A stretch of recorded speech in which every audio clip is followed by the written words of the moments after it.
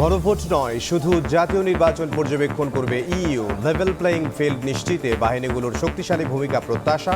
কোনো দলকে বিশেষ সুবিধা দিচ্ছে না সরকার। Our technical assessment of the electoral process will be guided by three key principles: independence, impartiality and non-interference. Chief adviser বলেছেন লেভেল প্লেইং ফিল্ড প্রত্যেকটি রাজনৈতিক দলের জন্য সমান থাকবে। সশস্ত্র সহ আইন শৃঙ্খলা বাহিনীর সঙ্গে ইসির সমন্বয় সভা। সহিংসতা ঠেকাতে মাঠ প্রশাসনকে জোরালো ভূমিকা রাখার নির্দেশ। প্রার্থিতা ফিরে পেলেন মান্না সহ আরও অনেকে। গণতন্ত্রের লড়াই তখন অন্তত এই ষড়যন্ত্র দীর্ঘস্থায়ী হতেই পারে না।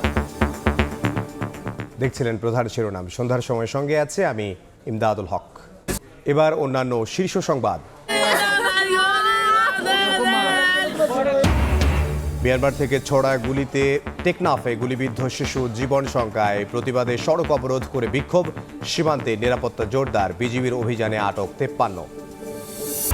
বিটিসিএল ভবনে আগুনে নয়, জুলাই আন্দোলনে ইন্টারনেট বন্ধ করা হয় সরকারের নির্দেশে। জয়ের নীল নকশা বলছে প্রসিকিউশন। অভিযোগ গঠনের শুনানি শেষ।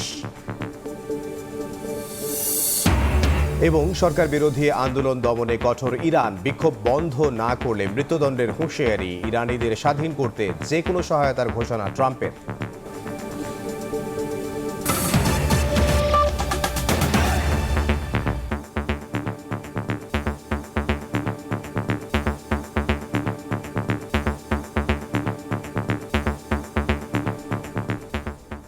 গণভোট নয়, শুধু জাতীয় নির্বাচন পর্যবেক্ষণ করবে ইইউ নির্বাচন পর্যবেক্ষণ দল। জনগণের আস্থা ও বিশ্বাস স্থাপন করাই নির্বাচনের বড় চ্যালেঞ্জ বলে মনে করছে দলটি। এদিকে প্রধান উপদেষ্টার সঙ্গে বৈঠকের পর পর্যবেক্ষক দলটিকে আশ্বস্ত করে বলেছেন, নির্বাচনে লেভেল প্লেইং ফিল্ড রয়েছে। কোনো দলকে বিশেষ সুবিধা দিচ্ছে না সরকার। প্রধান নির্বাচন কমিশনারের পর রোববার যমুনায় প্রধান উপদেষ্টা ডক্টর মোহাম্মদ ইউনূসের সঙ্গে সাক্ষাৎ করলেন ইউরোপীয় ইউনিয়নের নির্বাচনী পর্যবেক্ষক দল। এ সময় ভোটের পরিবেশ নিয়ে হয় আলোচনা। রাজধানীর ফরেন সার্ভিস একাডেমিতে ব্রিফিংয়ে প্রেস সচিব শফিকুল আলম জানান, সাক্ষাৎকালে প্রধান উপদেষ্টা ইইউকে ভোট কেন্দ্রের নিরাপত্তা নিয়ে আশ্বস্ত করে বলেছেন, কোনো দল বাড়তি সুবিধা পাচ্ছে না। এখন পর্যন্ত নির্বাচনে লেভেল প্লেইং ফিল্ড রয়েছে। নির্বাচনের পরিবেশ নিয়ে ইইউ সন্তোষ প্রকাশ করেছে বলেও জানান শফিকুল আলম। আগের 3টি পার্লামেন্টারি ইলেকশন ক্রেডিবল হয়নি। ইন্টারিম গভর্নমেন্ট এবং ইলেকশন কমিশন পুরোপুরিভাবে প্রিপেয়ার্ড আছে ইলেকশন ও গণভোটের জন্য, যাতে এটা সুচারুভাবে সম্পন্ন হয়। চিফ অ্যাডভাইজার বলেছেন লেভেল প্লেইং ফিল্ড প্রত্যেকটি রাজনৈতিক দলের জন্য সমান থাকবে। এদিকে রোববার দুপুরে রাজধানীর একটি হোটেলে সংবাদ সম্মেলনে ইইউ পর্যবেক্ষক দলের প্রধান বলেন, জনগণের মধ্যে বিশ্বাস এবং আস্থা স্থাপন বাংলাদেশের সুষ্ঠু নির্বাচন আয়োজনের বড় চ্যালেঞ্জ। লেভেল প্লেইং ফিল্ডের জন্য আইন শৃঙ্খলা বাহিনীর কার্যক্রম এবং মত প্রকাশের স্বাধীনতায় ভারসাম্য আনার পরামর্শ দেন তিনি। পর্যবেক্ষক দল নিরপেক্ষ নির্বাচনের জন্য ভোটের সন্তোষজনক হারের বিষয়টি গুরুত্ব দেবে বলেও জানানো হয় ব্রিফিংয়ে। Is to gain the trust and confidence of the citizens. On the one hand, to really have effective law enforcement agencies in place. On the other hand, of course, protecting also the free expression. The perception is that Bangladesh is capable of having really credible participatory elections in order to move forward. গণভোট নয়, শুধুমাত্র জাতীয় নির্বাচন পর্যবেক্ষণ করবে ইউরোপীয় union. গণমাধ্যম ও সামাজিক মাধ্যমে ভুয়া তথ্য ও অপপ্রচার আলাদা করে পর্যবেক্ষণ করা হবে বলেও জানান পর্যবেক্ষক দলের প্রধান। Of course, what we will really observe is the main thrust is going to be the parliamentary elections and not the referendum, because this is kind of outside of our mandate. Our technical assessment of the electoral process will be guided by three key principles: independence, impartiality and non-interference. নিজস্ব অর্থায়নে ইইউর 200 পর্যবেক্ষক 64টি জেলায় 2 মাস কাজ শেষে জাতীয় নির্বাচনের 2 দিন পর নিরপেক্ষ পর্যবেক্ষণ তুলে ধরবে বলে আশ্বস্ত করেন ইভার্স আইজাফস। শাতিলা শারমিন, সময় সংবাদ, ঢাকা। আপিলের শুনানির দ্বিতীয় দিনে প্রার্থিতা ফিরে পেলেন নাগরিক ঐক্যের মাহমুদুর রহমান মান্না সহ 57 জন। 7 জনের বাতিল ও স্থগিত করা হয়েছে 6টি আবেদন। এদিকে সশস্ত্র ও আইন শৃঙ্খলা রক্ষা বাহিনীর 16টি বিভাগ ও সংস্থার সঙ্গে বৈঠক করেছে নির্বাচন কমিশন। ভোটে সহিংসতা ঠেকাতে আরও জোরালো ভূমিকা রাখতে মাঠ প্রশাসনকে নির্দেশ দিয়েছে ইসি। ত্রয়োদশ জাতীয় সংসদ নির্বাচনের রিটার্নিং অফিসারের সিদ্ধান্তের বিরুদ্ধে আপিলের দ্বিতীয় দিনের শুনানি। প্রথম দিনের একটি সহ রোববার শুনানিতে রাখা হয় ৭১টি আবেদন। বগুড়া ২ আসনের নাগরিক ঐক্যের মাহমুদুর রহমান মান্না সহ প্রার্থিতা ফিরে পান ৫৮ জন।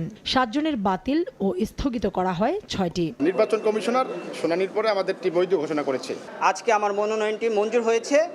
আমার আপিল শুনানিতে উভয় পক্ষই ছিলেন। বিএনপিকে একটা এক্সট্রা সাপোর্ট দেওয়ার জন্যই আমাদেরকে এইভাবে হয়রানি করা হচ্ছে। আজকে আল্লাহ রহমতে সেটা বৈধতা পেয়েছে। বেশিরভাগ ক্ষেত্রে এক পক্ষের শুনানি নিয়ে সিদ্ধান্ত নিতে হয়েছে ইসিকে। দলীয় প্রার্থীদের পক্ষে আইনজীবী হিসেবে শুনানিতে অংশ নিয়ে কমিশনের রায়ে সন্তোষ জানান জাতীয় পার্টির মহাসচিব শামীম হায়দার পাটোয়ারি। দেশে বর্তমানে আমরা বলবো কিছুটা বিএনপি জামাতের সরকার বিদ্যমান, কারণ তাদের লিস্ট অনুযায়ী প্রশাসন সাজানো হয়েছে। যাদের বিরুদ্ধে অভিযোগ আছে তাদেরকে ট্রান্সফার করা এবং লেভেল প্লেইং ফিল্ডের পরিবেশ সৃষ্টি করা। ষড়যন্ত্র করে জেতা যায় না, আর গণতন্ত্রের লড়াই তখন অন্তত এই ষড়যন্ত্র দীর্ঘস্থায়ী হতেই পারে না। ওনারা স্যাটিসফাইড হয়েছেন এবং আমাদের যে আপিল ওনারা মঞ্জুর করেছেন। রিটার্নিং অফিসার আসেননি এখানে, আমাদের তো দায়বদ্ধতা নেই। এদিকে ত্রয়োদশ নির্বাচন উপলক্ষে আইনশৃঙ্খলা পরিস্থিতি নিয়ে সশস্ত্র বাহিনী সহ ১৬ বিভাগ ও সংস্থার সঙ্গে বৈঠক করে ইসি। কমিশনার আবুল ফজল মোহাম্মদ সানাউল্লাহ সভাপতিত্বে অনুষ্ঠিত এ বৈঠকে ভোটে সহিংসতা ঠেকাতে আরও জোরালো ভূমিকা রাখতে মাঠ প্রশাসনকে নির্দেশ দেওয়া হয়। কাউসারা চৌধুরী কুমু, সময় সংবাদ, ঢাকা। ২০০৮ সালের নির্বাচনে শেখ হাসিনার জমা দেয়া হলফনামায় মিথ্যা তথ্য ছিল বলে জানিয়েছে দুদক চেয়ারম্যান। যাচাই হলে নির্বাচনে অংশ নেয়ার অযোগ্য হতেন তিনি। আগামী নির্বাচনে হলফনামায় প্রদর্শিত হয়নি এমন কোনো সম্পদের মালিক যেন নির্বাচিত না হন, সেদিকে নজর রাখার আহ্বান চেয়ারম্যানের। ২০০৮ সালের নির্বাচনে আওয়ামী লীগ সভাপতি শেখ হাসিনার দাখিল করা হলফনামায় সম্পদের তথ্য গোপন করা হয়েছিল বলে জানিয়েছে দুদক। গত বছরের মে মাসে অনুসন্ধানে ২ কোটি ৩ লাখ টাকার বেশি সম্পদ আড়াল করার তথ্য পায় সংস্থাটি। এ বিষয়ে ব্যবস্থা নিতে নির্বাচন কমিশনকে জানানো হলে ঘটনাটি অতীতের হওয়ায় কিছুই করার নেই বলে জানায় কমিশন। দুদক বিটে কর্মরত সাংবাদিকদের সংগঠন রিপোর্টার্স এগেইনস্ট করাপশন র্যাকের ২২ বছরে পদার্পণ উপলক্ষে এক অনুষ্ঠান শেষে সংস্থাটির চেয়ারম্যান বলেন, তৎকালীন সময় দুদক ও নির্বাচন কমিশন শেখ হাসিনার সম্পদ যাচাই করলে বাতিল হতো প্রার্থিতা। ২০০৮ সালের নির্বাচনে তৎকালীন প্রধানমন্ত্রী শেখ হাসিনা তিনি সম্পদের যে হলফনামায় যে বিবরণী দিয়েছিলেন এবং বাস্তবে আমরা যে সম্পত্তি পেয়েছি তার মধ্যে ছিল বিস্তর ব্যবধান। সে সময় যদি দুর্নীতি দমন কমিশন এবং নির্বাচন কমিশন সঠিকভাবে কাজ করত তাহলে সেই সময়ই তার এই প্রার্থিতা বাতিল হওয়ার কথা ছিল, কিন্তু সেটি বাতিল হয়নি। আসন্ন নির্বাচনে হলফনামায় অসঙ্গতি থাকলে এখতিয়ারের মধ্য থেকে কাজ করছে দুদক। চেয়ারম্যান আরও বলেন, হলফনামায় সম্পদ গোপনকারীরা যেন নির্বাচিত না হন এটাই প্রত্যাশা তাদের। আমরা হলফনামাগুলিতে যে আয় ব্যয় হিসেব, এই হিসেবগুলি মানে প্রাপ্তির যে সময় এবং আমাদের দুদকের যে কর্মপদ্ধতি, এই কর্মপদ্ধতিতে একটি অনুসন্ধান করে তদন্ত করে বের করে নিয়ে আসার যে সময়, এই ব্যবধানটা অনেক বেশি। কোনো হলফনামার সম্পদ নিয়ে আপনারা যদি সন্দিহান হন, অনুগ্রহ করে আপনারা যে সবার আগে আমাদের হাতে দিন। আমরা চাবো না হলফনামায় প্রদর্শিত হয়নি এরকম সম্পদের মালিক আগামী দিনে শাসক হিসেবে আসুক। দুদক চেয়ারম্যান আব্দুল মোমিন বলেন, নির্বাচনে দুর্নীতিমুক্ত ব্যক্তি নির্বাচিত না হলে দেশের অগ্রগতি সম্ভব নয়। তাসলিম তৌহিদ, সময় সংবাদ, ঢাকা। ইন্টারনেট বন্ধ করিনি, বন্ধ হয়ে গেছে। গণমাধ্যমে দেয়া জুনায়েদ আহমেদ পলকের এই বক্তব্য ট্রাইব্যুনালের বিচারককে শোনালেন প্রসিকিউশন। একই সঙ্গে ইন্টারনেট ও সামাজিক যোগাযোগ মাধ্যম বন্ধের বিষয়ে সালমান এফ রহমান ও পলকের কথোপকথন পড়ে শোনানো হয়।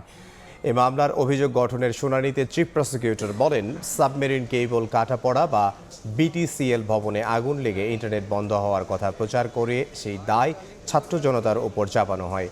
জুলাই হত্যাযজ্ঞ আড়াল করতেই ইন্টারনেট বন্ধ করেছিল তৎকালীন সরকার। সজীব ওয়াজেদ জয় বিদেশে বসে এসবের নীল নকশা করেছিলেন বলে ট্রাইব্যুনালকে জানায় প্রসিকিউশন।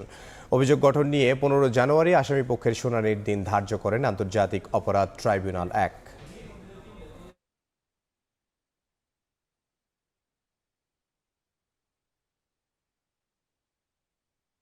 জুনায়েদ আহমেদ পলক তৎকালীন একজন প্রভাবশালী অ্যাডভাইজারের সাথে মোবাইল ফোনে কথোপকথন করছেন। কথোপকথনে বলছেন যে 8টি অ্যাপস অর্থাৎ অ্যাপ্লিকেশনস চিহ্নিত করা হয়েছে যেটি সামাজিক যোগাযোগ মাধ্যমে ব্যবহৃত করা হয় এবং 8টি বন্ধ করে দেওয়ার ডিসিশন হয়েছে এবং এই ব্যাপারে ওনারা আইসিটি অ্যাডভাইজার অর্থাৎ এই মামলার অন্যতম আসামি সজীব আহমেদ ওয়াজেদ জয় সাহেবের সাথে কথা বলেছেন।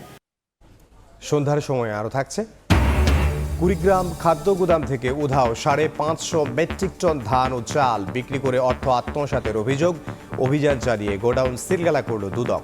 মিয়ানমারের অভ্যন্তরে সংঘর্ষের সময় ছোড়া গুলির আঘাতে কক্সবাজারের টেকনাফে এক শিশু গুলিবিদ্ধ হয়েছে। তাকে চট্টগ্রাম মেডিকেলের আইসিইউতে ভর্তি করা হয়েছে। এ ঘটনার প্রতিবাদে সড়ক অবরোধ করে বিক্ষোভ করেছেন স্থানীয়রা। এদিকে মিয়ানমারে সংঘাতের জেরে বাংলাদেশে পালিয়ে আসা রোহিঙ্গা সশস্ত্র গোষ্ঠীর 53 জন সদস্যকে পুলিশ হেফাজতে নেওয়া হয়েছে। সীমান্তে অভিযান চলমান রয়েছে বলে জানিয়েছে বিজিবি। মোহাম্মদ ফরাজের ক্যামেরায় বিস্তারিত জানাচ্ছেন সুজাউদ্দিন রুবেল। বাংলাদেশ মিয়ানমার সীমান্ত, মিয়ানমারের অভ্যন্তরে চলে ব্যাপক গোলাগুলি ও গোলাবর্ষণ। রোববার সকাল 9টার দিকে টেকনাফের হোয়াইকং ইউনিয়নে তেজসিব্রিজ সীমান্ত এলাকায় সীমান্তের ওপারে মিয়ানমারের বিদ্রোহী গোষ্ঠী আরকান আর্মি ও রোহিঙ্গা সশস্ত্র গোষ্ঠীর মধ্যে সংঘাতের জেরে ছোড়া গুলিতে বাংলাদেশি এক শিশু গুলিবিদ্ধ হয়। মেয়ে রুটের কাছে একটা গুলি এসে ওইটার ওর কি মাথায় লাগছে, আমার মেয়ে। আজকে তো আমার মেয়ে লাগছে, কালকে তো আরেকজনের মেয়ে লাগবে। রাতভর গুলি মারে, রিক্কা মারে মোটামুটি দরজা খুলি না পারে। স্কুলত যাই না পারে, মাদ্রাসা যাই না পারে, বেশি আতঙ্ক থনো হামতো যাই না পারি। খুললে যা টাকা খাই আড়ি আইয়া দে মাথা চাই গুলি করে আর নাতি বলে গুলি হয়ে মান যায় ওদের তার নাতি মরে গিয়ে গুলি খাই। আর খুব কষ্টের মধ্যে দিন যাপন করি, আতঙ্কের মধ্যে আছি। ঘটনার পরপরই বিক্ষুব্ধ জনতা অবরোধ করে কক্সবাজার টেকনাফ সড়ক, হয় বিক্ষোভ মিছিল। পরে পরিস্থিতি নিয়ন্ত্রণে ঘটনাস্থলে যান সেনাবাহিনী, নৌবাহিনী, বিজিবি ও পুলিশের সদস্যরা। 3 ঘন্টা পর স্বাভাবিক হয় যান চলাচল। স্থানীয়দের দাবি, মিয়ানমারের অভ্যন্তরীণ সংঘাতের জেরে বিরাজ করছে আতঙ্ক। স্থানীয়রা থাকতে পারতেছে না, আমরা চলাফেরা করতে পারতেছি না।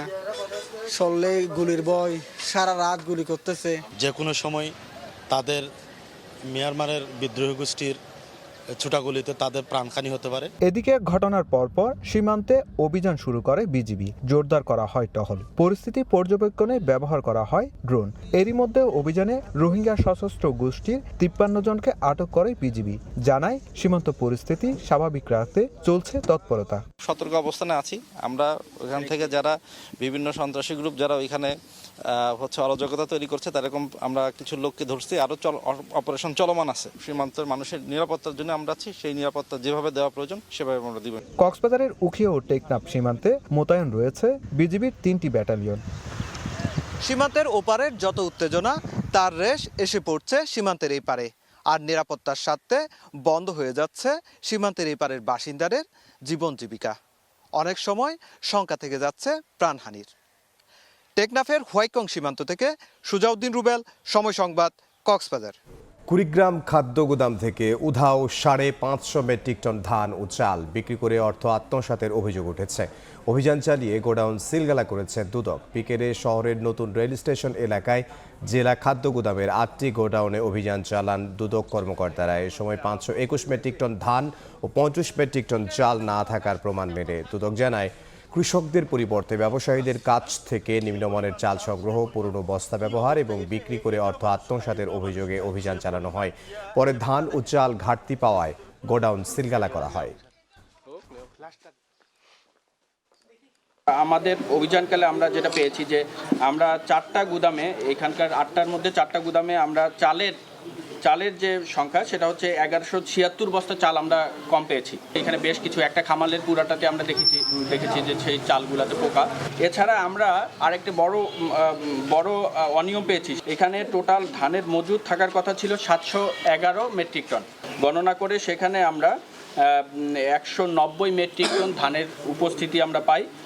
ইরানের অভ্যন্তরীণ অস্থিরতার জন্য যুক্তরাষ্ট্রকে দায়ী করে জাতিসংঘে চিঠি পাঠিয়েছে তেহরান। যুক্তরাষ্ট্র ও ইসরায়েল ইচ্ছাকৃতভাবে সহিংসতা উস্কে দিচ্ছে বলে কড়া সতর্কবার্তা দিয়েছে ইরানের পররাষ্ট্রমন্ত্রী। এদিকে ইরানে যে কোনো সময় হামলার নির্দেশ দিতে পারেন ট্রাম্প বলে খবর প্রকাশ করেছে মার্কিন সংবাদ মাধ্যম ওয়াশিংটন পোস্ট ও নিউ ইয়র্ক টাইমস। তবে হামলা হলে পাল্টা প্রতিরোধ গড়ে তোলার হুঁশিয়ারি দিয়েছে তেহরান। টানা আন্দোলনে অগ্নিগর্ভ ইরান। দেশটিতে ইন্টারনেট বন্ধ ও প্রশাসনের কড়াকড়িতেও আন্দোলনে লাগাম টানতে পারছে না সরকার। স্থানীয় সময় শনিবার রাতে রণক্ষেত্রে পরিণত হয় মাশহাদ শহর। রাজপথে অবস্থান নেয় হাজারো মানুষ। সরকার বিরোধী স্লোগান দেয় বিক্ষোভকারীরা। তেহরানের অভিযোগ, যুক্তরাষ্ট্র ও ইসরায়েল অস্থিরতা উস্কে দিচ্ছে। পররাষ্ট্রমন্ত্রী আব্বাস আরাকচি বলেন, যুক্তরাষ্ট্র কিছু ব্যক্তিকে উস্কে দিয়ে বিশৃঙ্খলা সৃষ্টির চেষ্টা করছে। দেশটির সর্বোচ্চ নেতা আয়াতুল্লাহ আলী খামেনি এসব হুমকিকে ভিত্তিহীন বলে উড়িয়ে দিয়ে বলেন, ইরান দুষ্কৃতিকারীদের কাছে মাথা নত করবে না। যুক্তরাষ্ট্রের বিরুদ্ধে বিক্ষোভে উস্কানি দেওয়ার অভিযোগ এনে জাতিসংঘ নিরাপত্তা পরিষদে চিঠি দিয়েছে ইরান। যুক্তরাষ্ট্র ও ইসরায়েল বেআইনিভাবে ইরানের অভ্যন্তরীণ বিষয়ে হস্তক্ষেপ করছে বলে জানান জাতিসংঘের ইরানি স্থায়ী প্রতিনিধি আমির সাইদ ইরাভানি। অন্যদিকে বিক্ষোভকারীদের সৃষ্টিকর্তার শত্রু হিসেবে বিবেচনা করা হবে এবং তাদের মৃত্যুদণ্ড দেয়া হবে বলে কড়া হুঁশিয়ারি দিয়েছে ইরানের অ্যাটর্নি জেনারেল। বিক্ষোভকারীদের সমর্থনে ইরানে হামলার কথা ভাবছেন মার্কিন প্রেসিডেন্ট ডোনাল্ড ট্রাম্প। বেসামরিক নাগরিকদের হতাহত এড়াতে বেশ কয়েকটি বিকল্প ভাবা হচ্ছে বলে খবর প্রকাশ করেছে নিউ ইয়র্ক টাইমস। তবে হামলা হলে তাৎক্ষণিক জবাব দেওয়ার হুঁশিয়ারি দিয়েছে তেহরান। এরই মধ্যে পেজেশকিয়ান সরকারের বিরুদ্ধে হোয়াইট হাউসের সামনে বিক্ষোভ করেছে কয়েকশো মানুষ।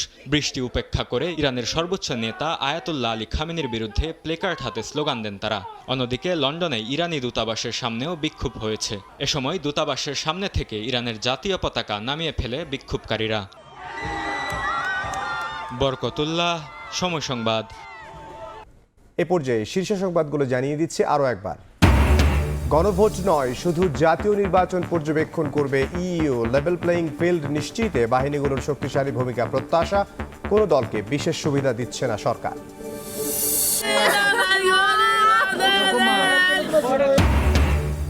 মিয়ানমার থেকে ছোড়া গুলিতে টেকনাফে গুলিবিদ্ধ শিশু জীবন শঙ্কায়। প্রতিবাদে সড়ক অবরোধ করে বিক্ষোভ। সীমান্তে নিরাপত্তা জোরদার। বিজিবির অভিযানে আটক 53।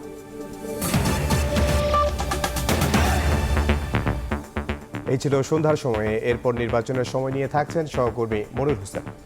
ধন্যবাদ ইমদাদ আপনাকে। নির্বাচনের সময় নিয়ে আসছে কিছুক্ষণ পর, সঙ্গেই থাকুন সময়ের।